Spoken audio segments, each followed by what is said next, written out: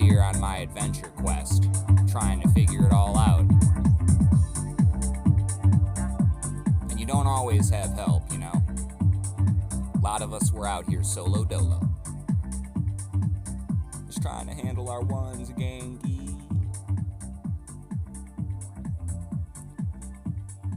And we got a great show for you ahead. Quite a bit to talk about. You all know what we're gonna get into, but I'm gonna make you wait, because that's how I do, right? Anti-humor, subverting expectations, blah blah blah. There's something else I want to talk about, because your boy got a little motion recently. And look, I do alright on social media now, you know. In the last year, I've had more posts go viral or semi-viral, or at least have some good engagement, than ever before. It goes to show when you change your perspective on things, the wonders it can do. Because I'll be honest, if people have an opinion about you, a lot of people, you know, there might be something to that. But sometimes people are a thought tank. And a different group of people might view you differently. That's why they tell you it's always good to get a second opinion from a different doctor when you're seeking help. You want to see if two people make the same conclusion independently. Makes you feel better about the answer. Not that you want to question what's being done for you, but I think we all know being a little too naive and gullible is how you end up getting sicker than you were because you're not being more invested or involved in your care. Especially when nowadays, seems like doctors and shit, anybody you talk to, if they need to do something important, you kind of have to dictate to them as if they're AI. Isn't it weird? Where if you're not very specific in making sure you mention certain things to them, probably not going to go the way you think. And I know that sounds a little confusing, but it's not. It really isn't. It really isn't.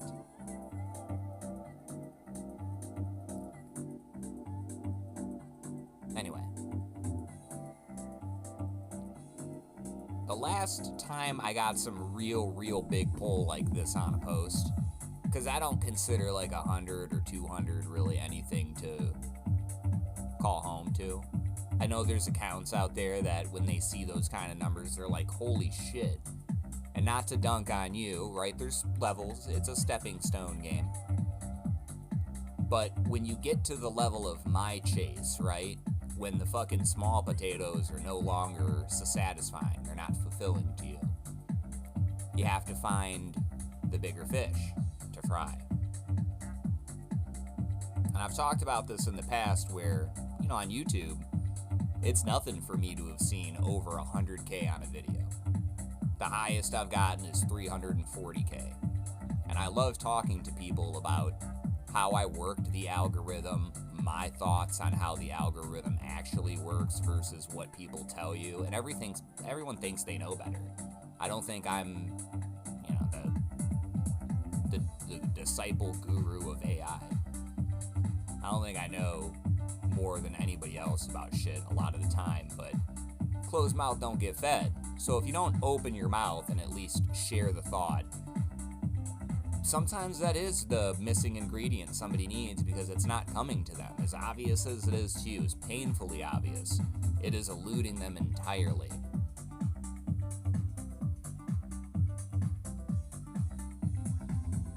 And so, like, it's been nothing to hit certain numbers because I know how, at least for my purposes, how the algorithm works.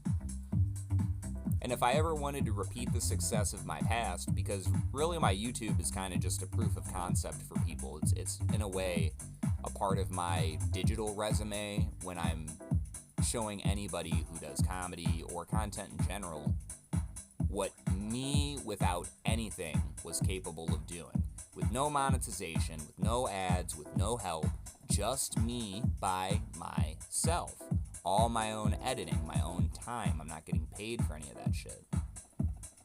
And for an account that, you can say what you want now, but when the account was fresh, I got those views rapidly. So if you look at the actual time it took me to get those numbers when I had them and what my subscriber count was,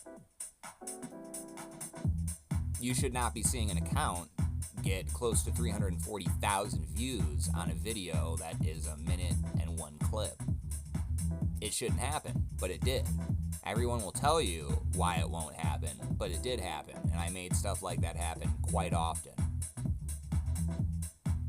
And I've shared that information with people. Dave Wright said something funny to me like a month or so ago. And it's not that he's just said it to me singularly, but I know he made this comment to me that a lot of the time, you'll tell people the correct information, you'll give them gold, and they'll just look away. They won't believe in it. They think it's not real. And they're so focused on something else, and all you can do is kind of shrug your shoulders and say, well, I tried. And that's fair, because, sometimes people just don't want that kind of help. They don't want to help themselves. They don't know how to go out and get it. And what are you going to do about that? Nothing. You kind of just have to accept that and move on. So, if anybody ever wants to talk about it, you can hit me up, but I've also laid it out in the past. You just have to go back and listen to the content. It's really easy to blow up on YouTube if you know what you're doing. And you have a lot more impact on that than you think. So, yeah. I kind of cooled off on YouTube because, I had some shit happen that I've discussed on a private episode. We all know about that if you're a paid member. If not, that's fine. There's a couple people that know the story outside of that because, obviously, you share information in these circles. People know things, So yeah, a couple people know certain stories about my life, shit that's happened. I know shit about them. That's how it works.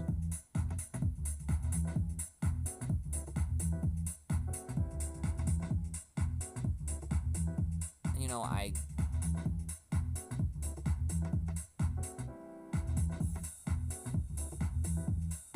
doing this whole X thing, this trans.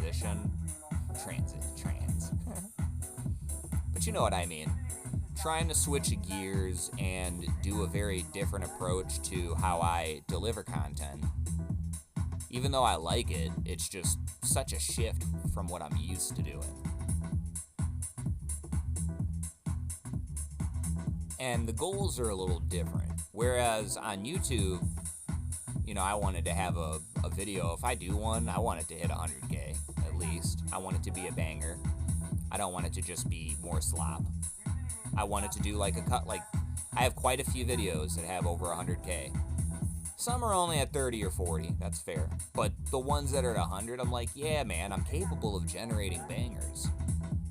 Just put me in, coach.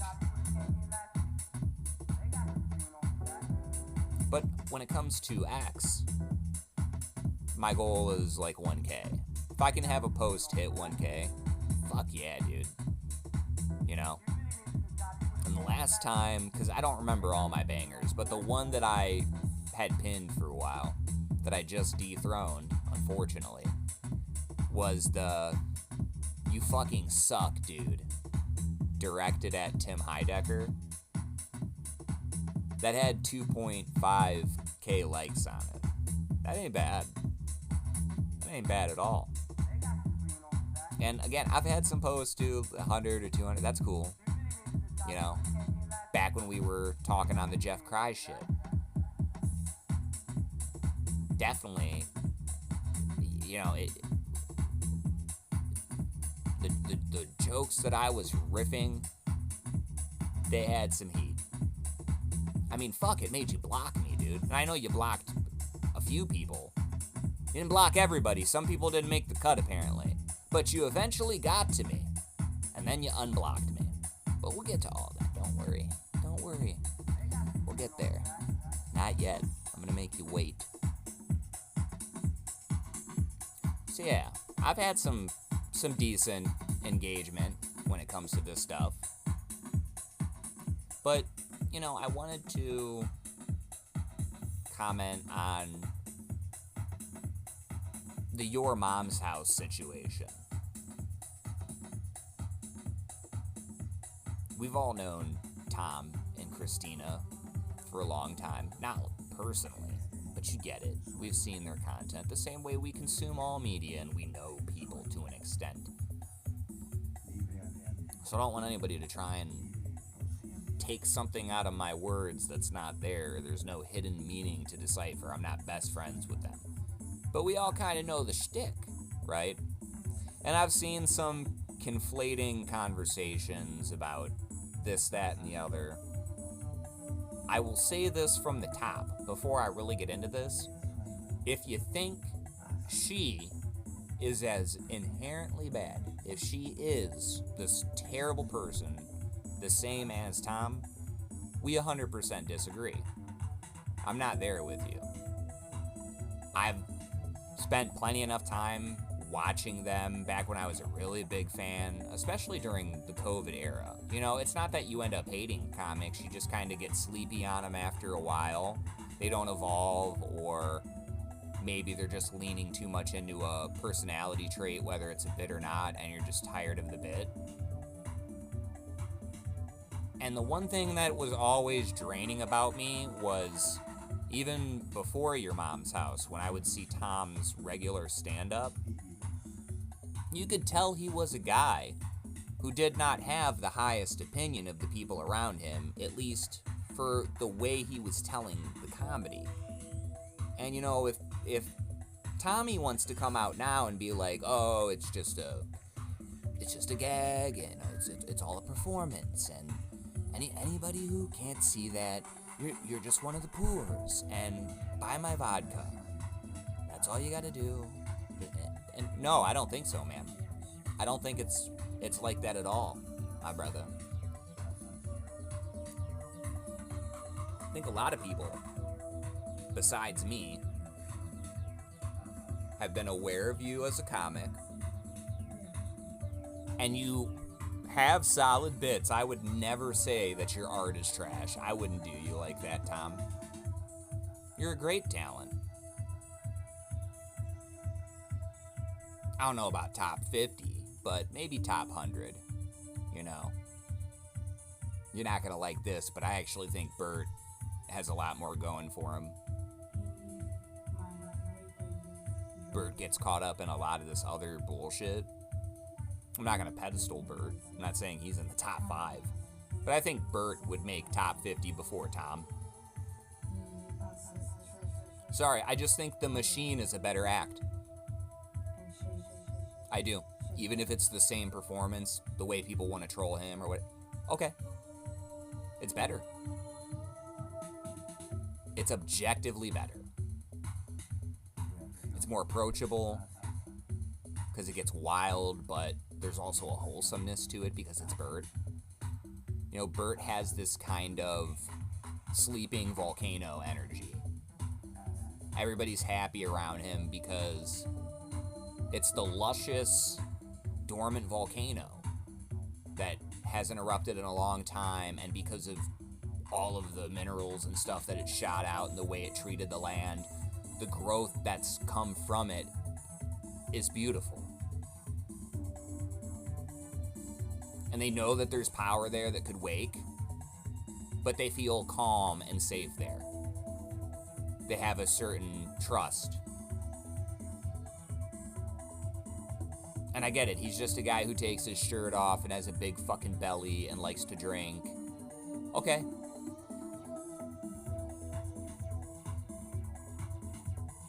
I don't want to just boil it down to shock comedy, but Tom was a lot more go for the wrong thing to say just because it's wrong then compared to now. So I will say he's changed from that, and I do think it was due to time, outside influence, like perhaps his wife and having kids and realizing maybe you want to leave a certain legacy on the world. Because if they come back and listen to it, can you imagine my kid coming back and listening to my podcasts? How crazy that would be. And if they were listening, I would just say, hey, whatever's going on, keep it up. You're doing great. That's what I would want to hear. You ever think about shit like that, leaving something good behind? Instead of just constantly dumping out nothing. Nothing after nothing after nothing. How many times I had to watch you show Christina a video that I could tell she did not want to watch.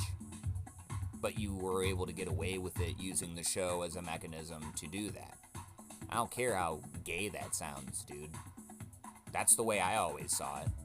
I wouldn't use the show to have all these videos queued up, and I mean, maybe she liked it in a way, and that's why she would show up for the episodes, but at the same time, maybe she was showing up to do the episodes because it's a commitment, your husband and wife, it's also a business, it's how you make money, you enjoy doing that when it's normal, you know, having a guest on and stuff. I don't want to overanalyze it because I don't know those motherfuckers.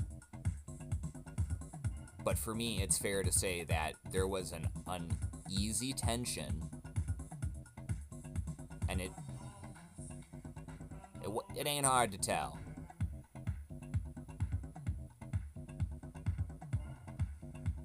And TMZ had done a clip of her talking about it, right? On the latest episode of Your Mom's House. And she had Duncan on. If you guys don't know, her and Duncan have been friends for a long time. They've done episodes on Your Mom's House together without Tommy. That has happened. Because they are friends. They're friends. And I know everybody likes to go after Duncan because of Peter Thiel. I think a lot of you guys don't take this the wrong way from me because I'm not compromised, but I think some of you should get away from the truth that you are seeking because it's not what you expect and the answer is going to be not what you want. That's not like a chilling thing, or I'm not insinuating something bad's going to happen. It's not violence or anything like that. But you don't know when you go poking at the bee's nest, what do you think is going to happen? You think the bees are just going to be like, yeah, keep poking at it. You got this. You're going to get the bee's nest down. No, the bees are going to come out of the fucking nest and they're going to sting the fuck out of you. You're lucky if you get away from that. Because some, they continue to swarm. Some, they don't lose their stingers after one little fucking oop. And there is no just warning. There's no, oh, we got him once, so let's go back. No, it's like, we go over and over again until you're done. And just keep injecting you with venom. You gotta think about shit like that. It's dangerous out here.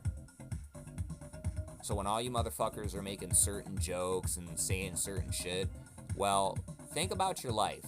Think about where in the fuck you are at right now in life.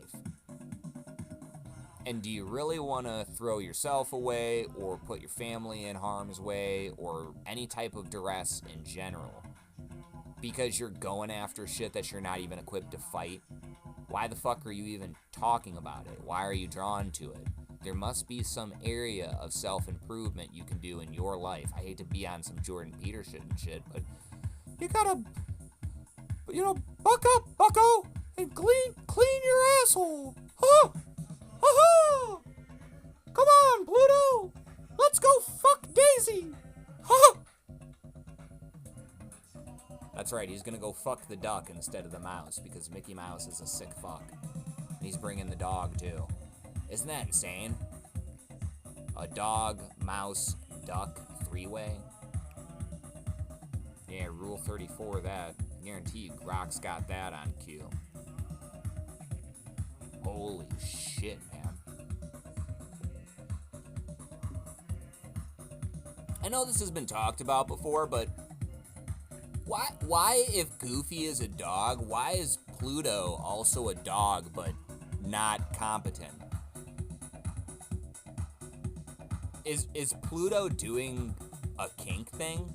Is there some type of fetish going on there where maybe Pluto is 100% cognizant of everything going on. They could get up on two legs at any time and be like, hey, that was great for the day. So same time tomorrow, goof? Well, gosh, Pluto.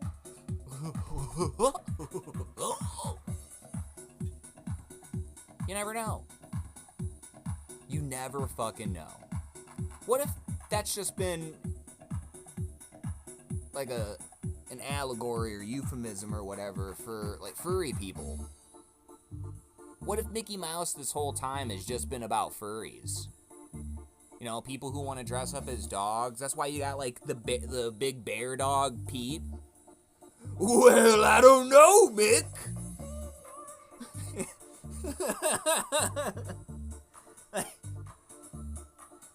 Whatever the fuck he is. I don't know if he might be a cat. I actually don't know. I always get that one confused. I think he is actually a cat, and then Pluto's a dog. That's why him and Mickey have like a tenuous relationship. I don't know.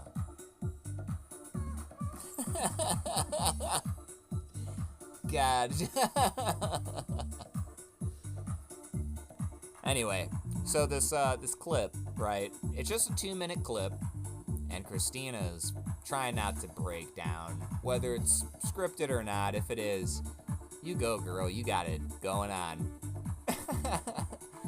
But I don't think it was all that. I think she was genuinely having a sad moment.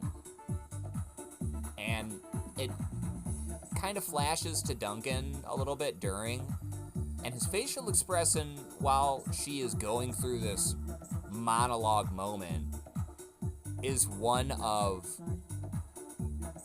oh my fucking god, I can't believe I agreed to this, and I showed up, and this is happening right now, and it's at the beginning of the episode, and I'm trapped in this moment, and we have to carry this through. And like, he just, no matter what anybody says, he looked uncomfortable to be there. And I know they're friends, he looked troubled being in that seat. So I decided to quote tweet that, right? And it wasn't anything too fancy, but just expressing that Duncan, he just looked visibly uncomfortable, just unable to handle what was happening. And I would be no better. I think we all know who's rooting for who in the divorce.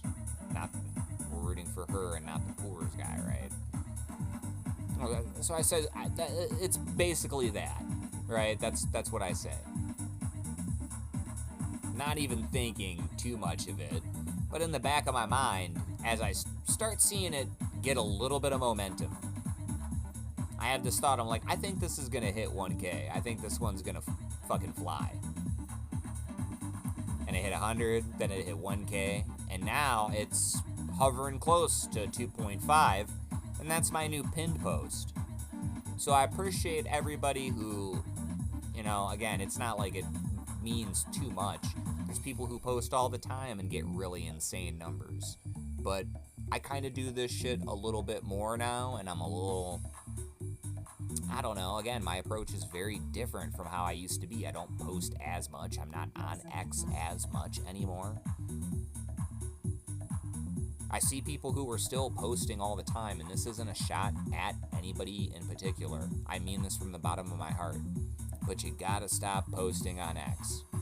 You got to. You have to see that the way people will perceive that, it's like somebody spiraling. And if you're doing 30, 40, 50 fucking posts every single day, you gotta stop. If you're just posting to your wall nonstop, you gotta stop.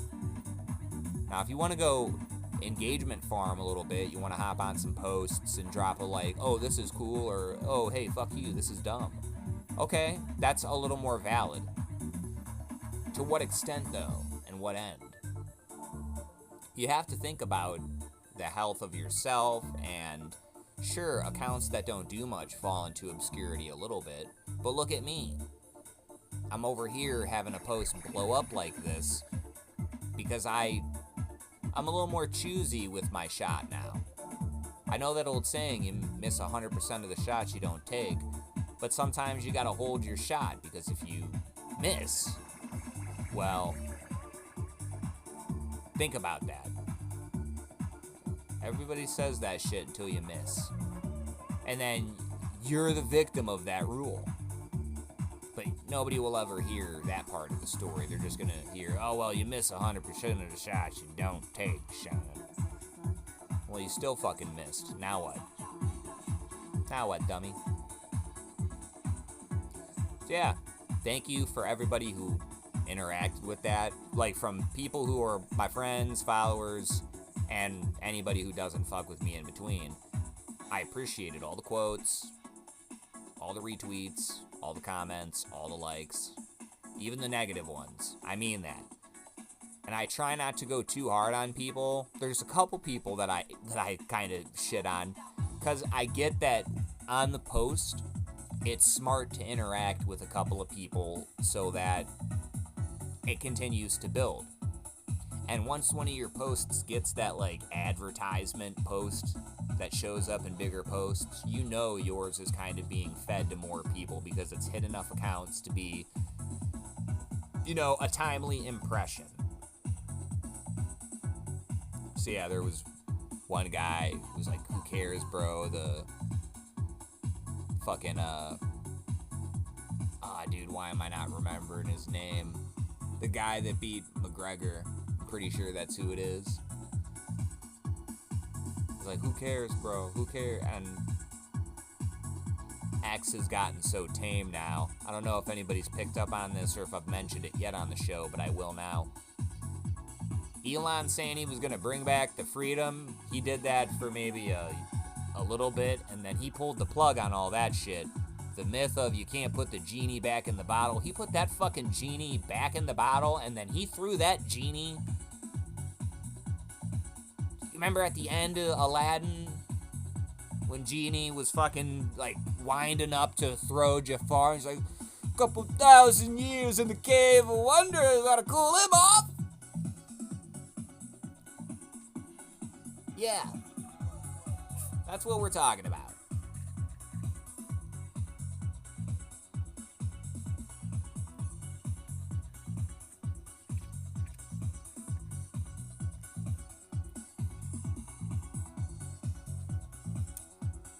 Anyway. Yeah.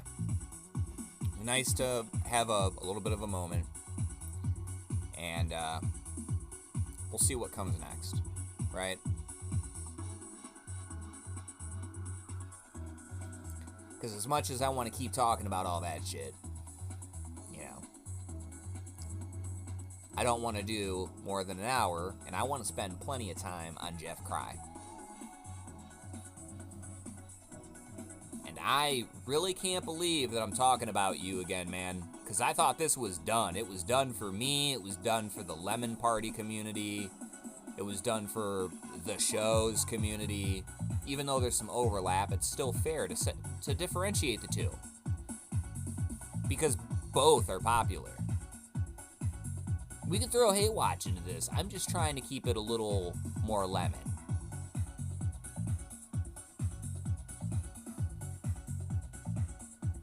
We thought you might have finally got humbled a little bit, man. That Ben Bar, Lemon Bar, Ben Avery, the second coming of Red Bar, he put you in a position that you had never found yourself in, where even other comedians were turning on you. You were starting to sound sad and depressed. People felt bad for you. You were a beaten man. And then after tonight happened, boy, did things change there. Seemed like you had a hidden hand, right?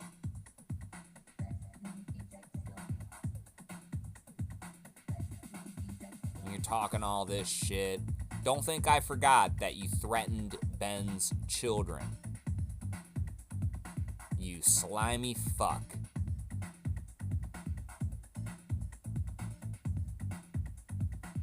But here we are again. Because I guess in the world of comedy, we can't be comedians. We can't do things for fun. There's no more fun in the world. We have to give in to being a surveillance state. You slimy fuck. You crybaby bitch. You fucking loser. You loser, dude. I can't say it enough.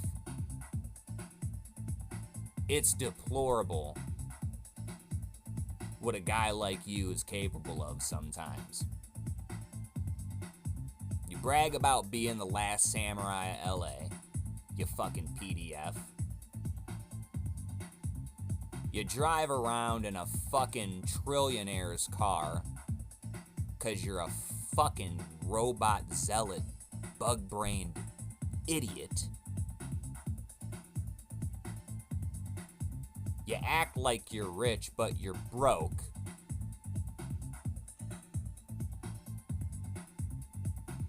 You don't care about any of the shit you really talk about. You're still doing Mario bits. You're trying to rework that Mario bit from that episode of the podcast when you went and saw the movie. What are you talking about Mario for? Mario is not important right now. You can't find something different to talk about? I'm all for finding obscure angles to bring in some good comedy. You're bitching about Princess Peach? You're using Mario as a vehicle to be a fucking misogynist piece of shit? Shut up, fucking fag. What are you, little bitch? You don't got no balls? When's the last time you slapped somebody, homie? Have you ever stood up for yourself when you've been insulted, or are you just afraid to go to jail because the police got you when you crashed? Look, I'm sure everybody's had some trouble in their life, but what's going on with you, man? I'm just a comedian.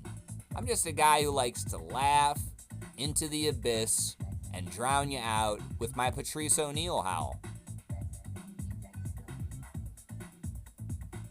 My laugh is contagious. When I can't stop laughing, I make other people laugh.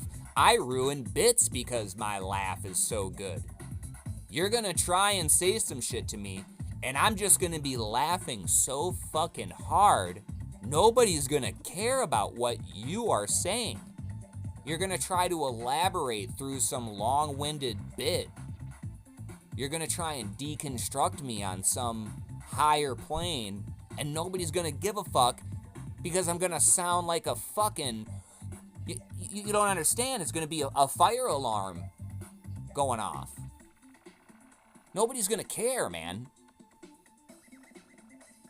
I've really tried to spare you the indignity of this, of suffering through somebody like me ripping you to shreds.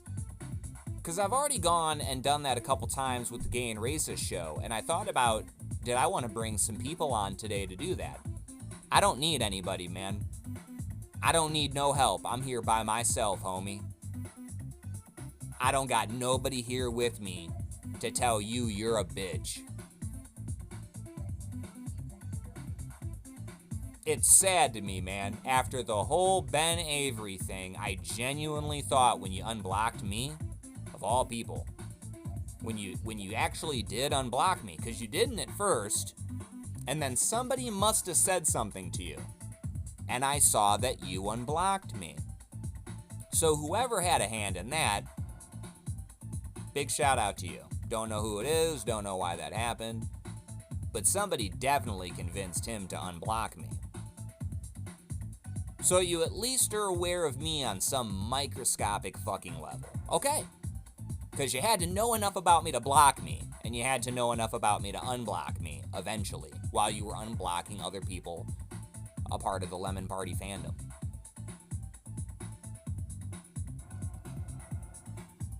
I gave you the benefit of the doubt. You liked one of my posts, and I followed you. I gave you a follow, man. I was engaging with your shit a little bit, keeping up, saying like, maybe Jeff has turned a leaf. Maybe this guy recognized some of his shitty fucking behavior and he's not gonna lean into that shit anymore. And even if he's a suck-ass comic, he's just gonna be a suck-ass comic, tour, make a little money as a suck-ass comic, because guess what? There's actually not that much to scheduling shows and touring, and you can kind of do better than break even if you know what you're doing in terms of travel. I thought you were gonna settle in, man. And is that what you fucking did? Hell no, dude. Hell no.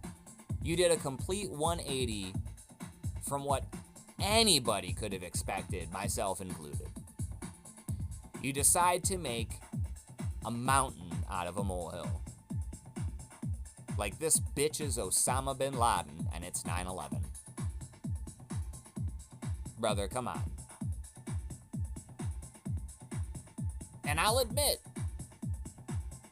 you didn't get me to like the post or anything, but you had me going for a second. I was wondering, somebody keyed your Tesla? Because that's the way you made it seem, like there was this irreversible damage done to your Pride Glory. I mean, why else would you tag Elon Musk in the post? You certainly wouldn't waste that motherfucker's time looking like Blofeld from Bond, you know, the villain. You certainly wouldn't waste his time with a non-issue, right? You wouldn't engagement farm that. Not old Jeff Cry. No. Never. Oh, wait. Wait. That's exactly what you did. Oh.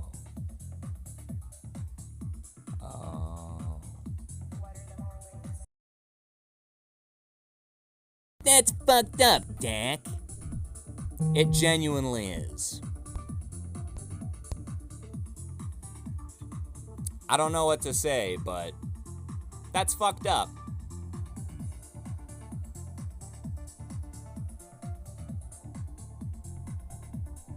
I gotta look at this post.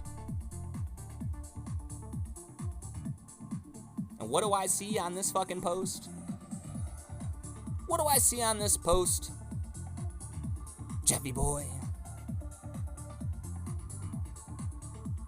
It turns out that what actually happened is old Fitzy and this lesser known female comedian, but obviously she's known enough to have a friend like Fitzy. Fitzgerald, obviously, is who, or Fitzsimmons, my bad.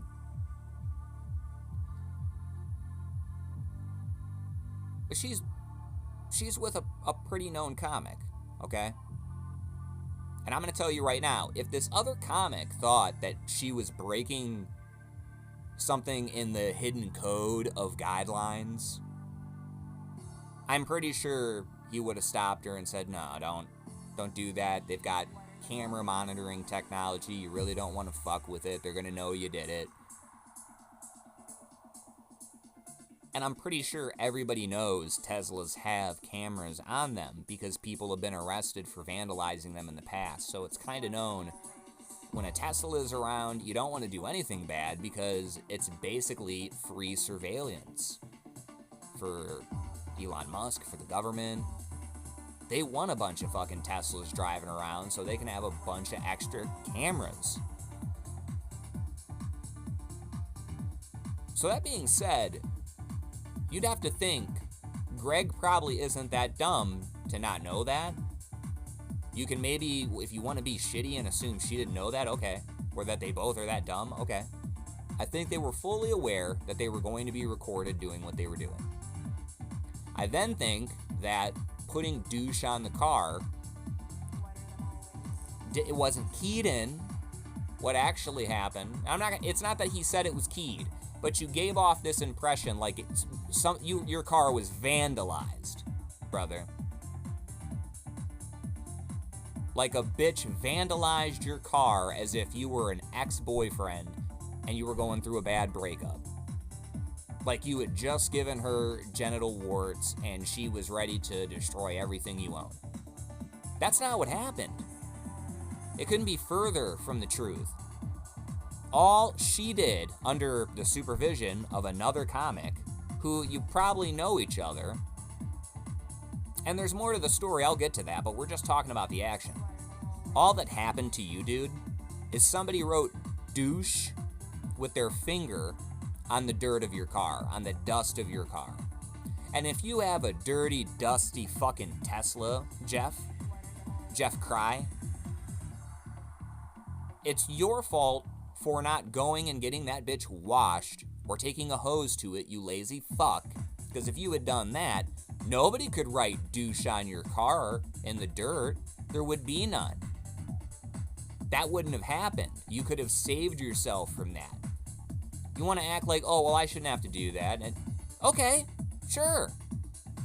But is it really that big of a deal when you can just rinse it off and who cares? You could have chuckled it off. You could have reached out, figured it out, said, you know what, maybe I was being a little bit of a douche. That's my bad. But ownership might be too far away from you, huh, Jeff? Everybody else has to be the bad guy. It's always somebody else's fault. It's a woman's fault.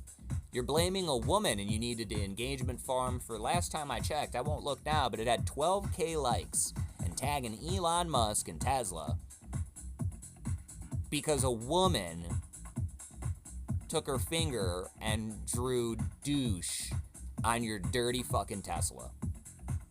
Go wash your Tesla, you fucking pussy. Stop crying about it on social media, begging people to feel sorry for you, misunderstanding the point entirely. You may lose a lot of fans from this. Maybe you won't. Maybe nobody will care. I think it's a fucking dumb pussy move for you to belittle a female comic for doing something that I would have laughed at if it would have happened to me. I would have laughed at that. I would have taken a picture and been like, somebody likes me.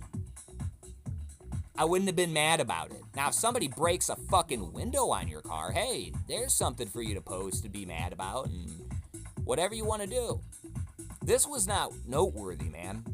Your life is so sad and fucking empty. You couldn't just be happy to go to a show and talk to other people.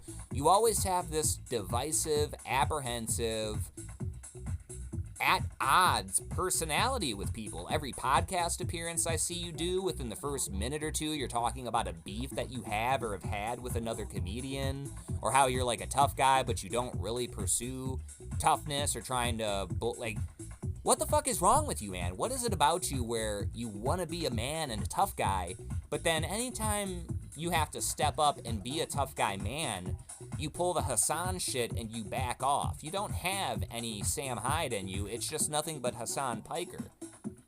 You're this beta cuck bitch boy, this other side of the male archetype, where some of us just don't know how you end up there. And I meant it when I told you on that post, by the way, we are going to be selling the hats. I'm going to start pre-orders soon, and if I get enough pre-orders, brother, you better believe you're going to see those hats at Skankfest. You will. I'll create a character named Jeff Dye and say that's the character. It's a story anyway. It's an alleged story. If you did anything about it, it would just make the story canon. The original, you know how the hat came to be, because you allegedly raped me in a Austin Comedy Club bathroom. I'm playing a very fun hand right now, buddy. So, like, at the end of the day, when this is just a show and a performance and I can just talk my shit and have fun, Jeff Dye can be a person that I've invented. I could have just been saying, fuck the Jeff Dye that I invented, and just use AI to make an interpolation of it. You're just an interpolation of the Jeff Dye. You get me, man? The multiverse of madness, Jeffy. So yeah, dude. I don't think it was very fair of you to go after this female comic who has a lot less followers than you and make her out to be this monster because she wrote douche on your dirty car. Go clean your car. Have a sense of humor. Maybe be more welcoming and warm and inviting to people when they're around you instead of making everybody who has to work with you at these clubs feel uncomfortable. You should hear the way that people talk around you. Doesn't that make you feel bad? How much longer do you think you're going to be able to get booked at clubs before they see through the hollowness of your social media platform and they say, you know, you actually don't pull enough here, Jeff, and we've had some complaints from some of the other comics. We just don't think we're going to have you come in anymore, buddy. But thanks for everything you have done, and good luck to you in the future. Shit like that can happen, brother. I know you might not think it's for you, but I've watched plenty of people wash out in life. It's happened to me. I've learned my lessons in life. I understand how to not take certain things for granted or how to not let certain things go to my head.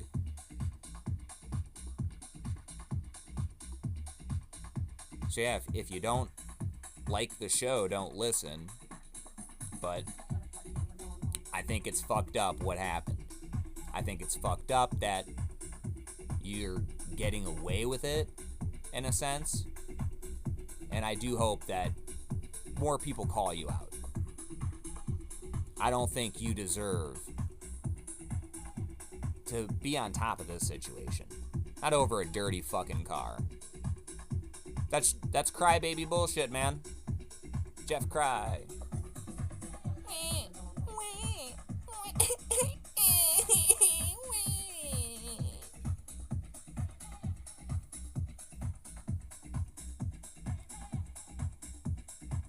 You ought to be ashamed of yourself, dude. I hope Ben steps on the gas with you again. Because to kind of end this, I'm not saying she did it for Ben, but I was joking with Dave. The funnier side of this to me is that they follow each other, it turns out. I would love it to have been, "This is for you, Ben," and just as she's writing douche. Could you imagine if the O in douche would have been like a little lemon? Do you know how perfect that would have been? And he did post the picture. I should AI that and just be like, "Hey, Jeff, I don't think you noticed this." And just make it a lemon so he can freak out and be like, "Holy shit, I knew this guy was he's still obsessed with me. Tim Dillon's producer, he just, man, he...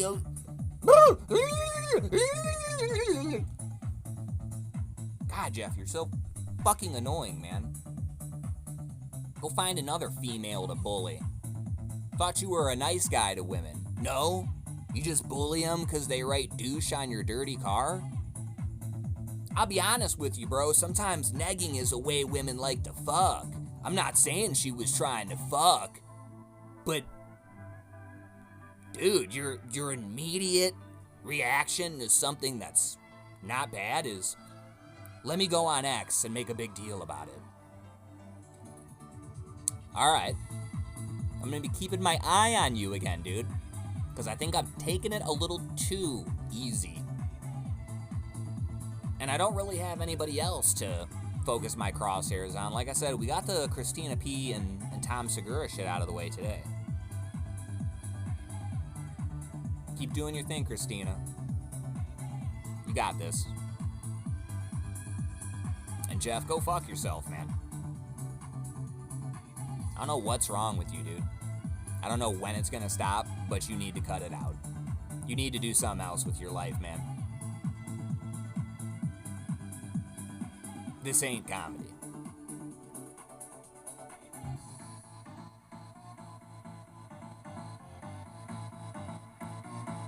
We might have another episode.